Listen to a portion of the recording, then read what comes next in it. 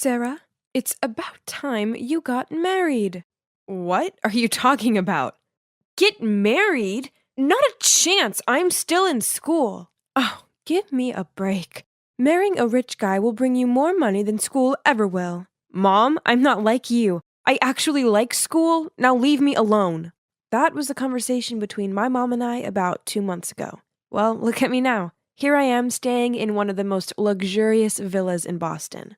My name's Sarah, by the way, and I'm 16 and in high school. My life hasn't ever been normal. For starters, I don't have a dad, and my mom is totally irresponsible, choosing to spend any money we have on partying and men. Of course, she doesn't even have a job, so we rely on her latest fling to help support us. My mom has never really cared about me, so I just stay out of her life as well. She can do what she wants as long as I can do what I want, and what I want is to study really hard so that I can have a better life than hers.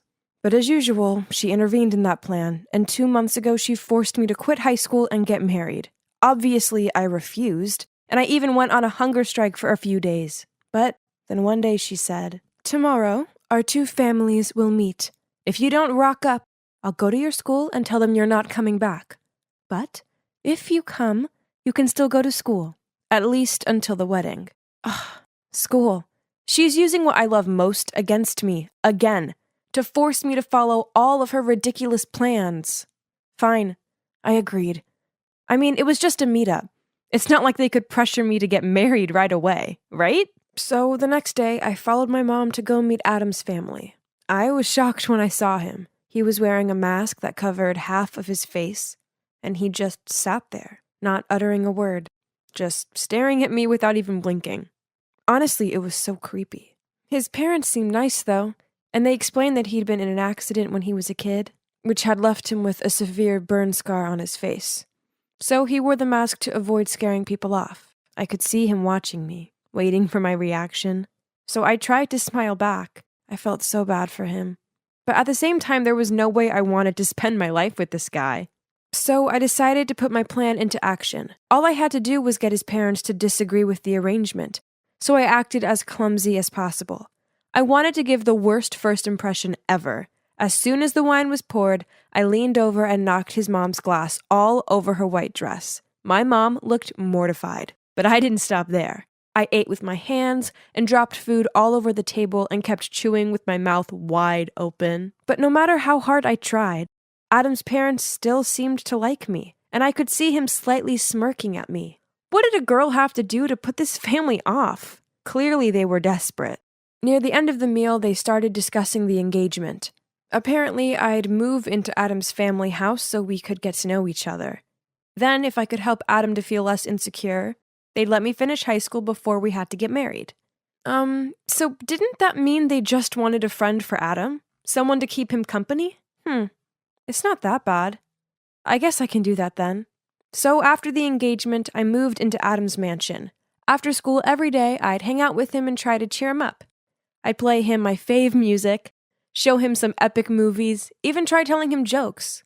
But still, he barely smiled. He wasn't interested in anything I liked. Then one day I was struggling with my science homework when he passed by and decided to check out what I was doing. Suddenly, he started chatting away, and I realized how much he loved chemistry and physics. He even offered to help me with my assignments. He was so passionate about those subjects, and this was a win-win, because I'd finally found something we could discuss. He even started opening up to me. It was a start. I began to feel more comfortable around him.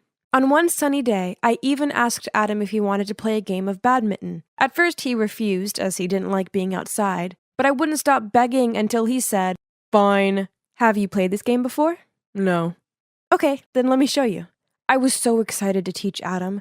Although I'm not great at hand-eye coordination, I'd been playing badminton a lot at school, so I felt pretty confident. Finally, I'd found something I was better at than him. Ha! Okay, so I spoke too soon. After a few missed serves, he somehow mastered the shuttlecock and kicked my ass. Why did you say you've never played this before? 'Cause it's the truth. I don't believe you. Adam just shrugged and then left me lying on the ground. He had to be bluffing. It's impossible for anyone to be that good the first time they do something. Ugh, But it was fun, I guess. Adam was growing on me, but I couldn't be around him 24/7 as I had classes to attend. And no cap, I was extremely happy that I still got to go to school. Plus, at school, something incredible happened. One day, I was walking through the schoolyard when I tripped over a can. Just as I was about to faceplant on the ground, a hand appeared and pulled me back up. We made eye contact, and I swear it was love at first sight. His name was Brian, and he's super handsome. From that moment on, we texted nonstop every day, and it wasn't long before he asked me to be his girlfriend. And of course, I said yes. I was smitten, but I obviously had to hide it from Adam and his parents. One night, I was on the phone with Brian when suddenly a text from my mom arrived. In fact, ever since the engagement, she hadn't even been in touch. Maybe she was too busy spending the huge amount of money that Adam's parents had given her. Sarah, I really need some cash, just around $500. Can you please ask Adam if he can lend me it? What? How have you already spent the money his parents gave you? Stop asking questions, just get me that money, okay? Ugh, money, money, money. All she cared about was money. She didn't even ask if I was okay. I want to ask, can you get me some money? Money? For what? I need to pay for my tutoring class. I haven't had money to pay for the past few months. How much do you need? About $500. Okay, I'll tell the butler he'll give it to you later. Phew. That was easier than I thought. But Adam didn't ask twice about it. Was it because that amounts just nothing to a rich guy like him? Anyway, at least he'd said yes. That would shut my mom up for a bit. If only.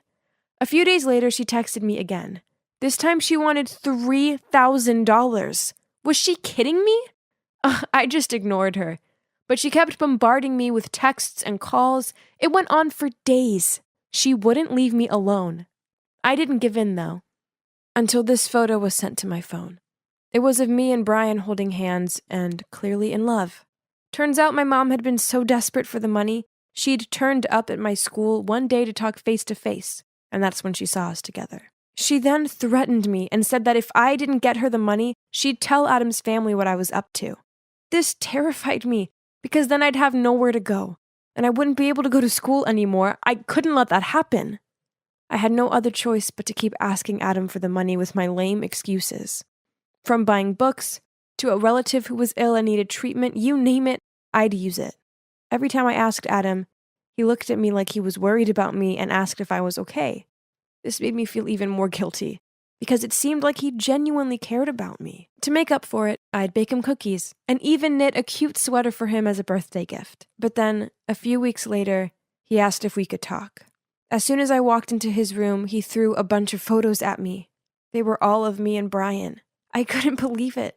Did my mother betray me? But that's not the case. He told me how he'd had someone follow me because he felt I'd been acting weird. Not only had he discovered I was dating someone, he'd also found out that I'd been lying about the money and giving it to my mom. He was so disappointed in me. Please leave me alone. I don't want to see you anymore. I was so worried I'd be kicked out of their house, but no one mentioned anything. His parents still chatted to me at dinner, and they seemed happy enough. Only Adam avoided me, which of course made me feel terrible. The only one I had to lean on right now was my sweet Brian. So after dinner one night, I decided to go over to his place. I really needed some comfort right now. But when I arrived outside, through the window, I saw another girl in his room. They started kissing, and I thought I was going to be sick.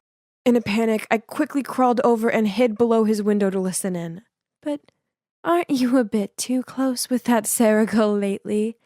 Don't you dare. Don't worry, Pumpkin. It was all just for you. I noticed that she lives in a big mansion with personal drivers and all. Her family must be filthy rich. So I just wanted to be a good friend and help them spend those money. You know. And maybe that way, I could get you the new Chanel handbag that you always want. Oh, really, honey? So, how's it going? Well, a dud.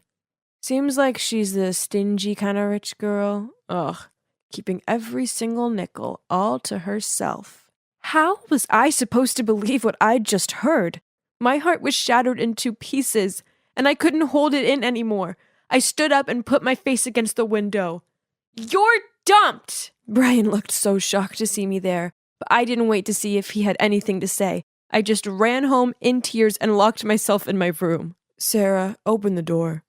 Do you know how many days you haven't eaten for?" "Sarah, open the door. If not, I will send someone to break the door down." "Oh God, are you okay?" "What's going on?" "Nothing. I'm sorry. Sorry for lying to you all this time. I didn't mean to."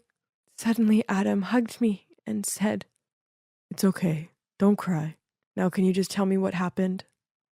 In tears, I told Adam the whole story. From being used by my mother to being betrayed by Brian. Perhaps this is what I deserve for lying to you. "Actually, if I were you, I wouldn't want to marry someone like me anyway." "You're a great guy. As long as you have confidence in yourself and live with a more positive attitude, good things will happen to you, I promise." "Even with this ugly face?" I looked up at Adam and, oh my gosh, the burn scar on his face. It was worse than I thought it would be. I reached out to touch it. It must have been so painful. Can we start over? Keep helping me, okay?" I looked at Adam, smiled and nodded. So after that day, I continued to stay at Adam's house and help him get out of the isolated, self-deprecating life he'd been living. Gradually, his attitude improved, and he even started taking a business course to get ready for taking over his family's company in the future. I also encouraged him to start taking off his mask. Love everything about yourself, including that scar. As for my mom, she's currently being detained for her illegal gambling. Yep, that's what she spent all that money on. She'll probably end up in prison, and even though this isn't what I want for her, she kinda deserves it. Oh, and about the wedding, we postponed it. Lucky for me, both Adam and his parents want me to go to college first and pursue my dreams. Once I graduate, we'll probably start planning our wedding, though, and it'll be truly out of love this time.